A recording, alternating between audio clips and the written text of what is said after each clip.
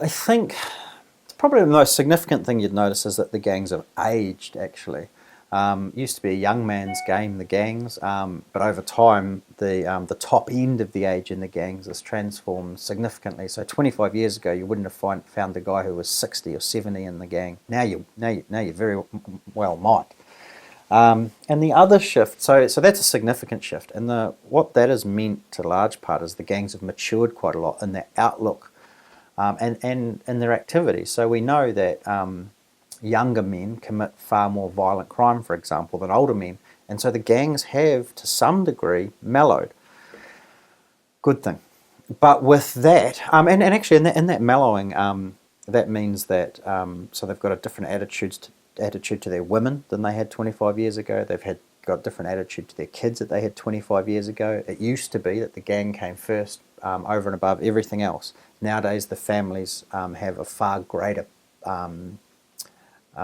priority than they have had. So again, a good thing. More negative.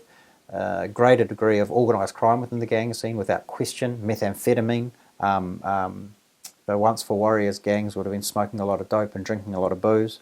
The gangs of today are far more likely to be involved in methamphetamine, in its trade, but also in its use.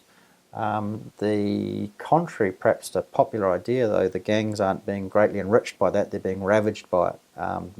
They're finding out pretty quickly that methamphetamine is a dangerous drug, as is the rest of society, and many are trying to ban it. And the other thing we've seen in that 25 years since Once for Warriors actually is that the gang scene contracted significantly, but in recent years has started to expand again. In fact, we've seen a far greater growth in the gang scene now than we've seen for decades. And so, yeah, 25 years, gee, Once for Warriors at 25 years makes me feel old, and I guess, yeah, I've probably greyed a bit, and so have the gangs.